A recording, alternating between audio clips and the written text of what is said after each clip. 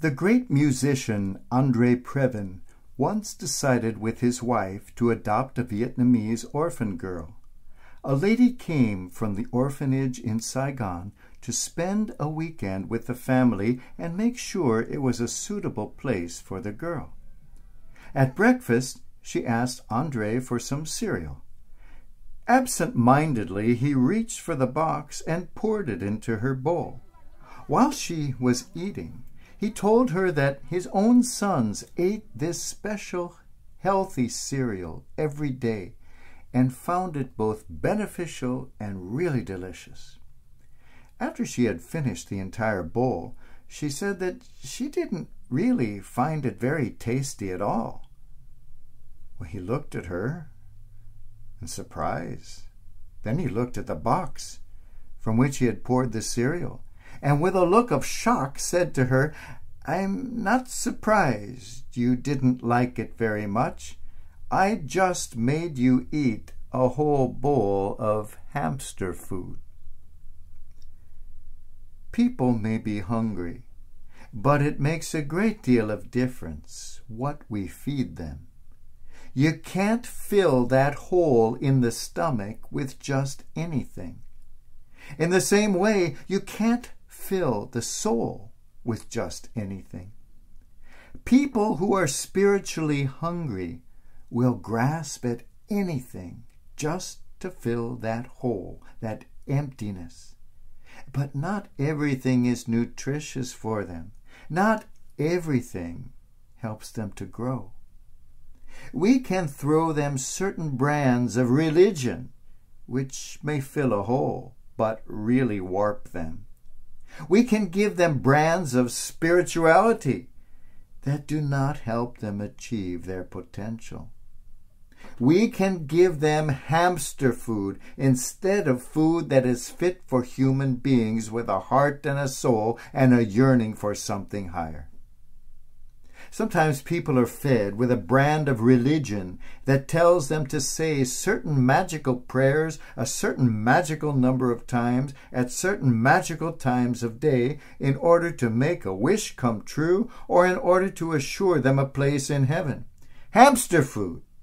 Some may find this enough, but it is hamster food, just filling a hole with something less than nutritious. Or we can give them the brand of religion that spells out a lot of thou shall nots, reinforcing their primitive worldview of black and white and unchangeableness. Hamster food. That's not true religion.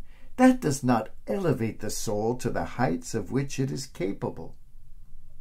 At the time of Jesus, many were looking for these and other types of easy answers, hamster food that could make them feel so righteous, but never really help them grow.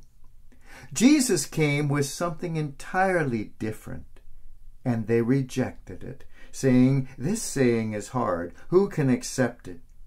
For the words he had spoken were not sham religion, but truly spirit and life.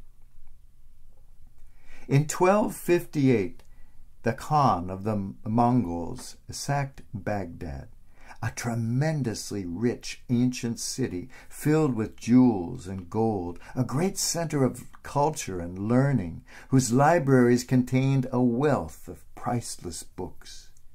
The Mongol Khan surrounded the city and proceeded to destroy it, slaughtering everyone in sight and throwing so many irreplaceable books into the Tigris River that horses could walk over the river on top of those books.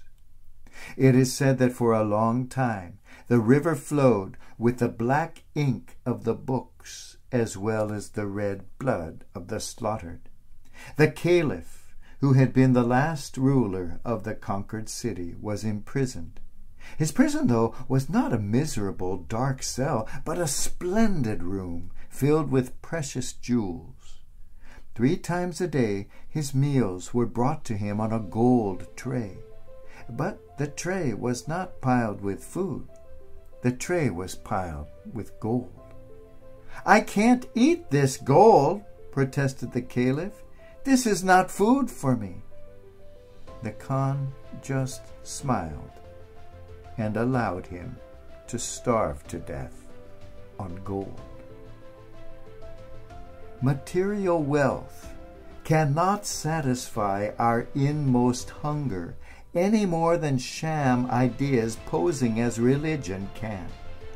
Beautiful as gold may be, to the soul it is hamster food. We can be surrounded by gold, by money, by beautiful cars and homes, and still be starving inside. This is not what we need presented on the dinner tray. We are confronted with a world starving for food and starving for something far higher than food. Let us do our part to still that hunger, but not with the many flavors of hamster food. What passes for religion is often nothing more than that. The human heart can be filled and fulfilled by one thing alone: the awesome breath of spirit and life, the only power in heaven or on earth, the infinite presence of God we call love.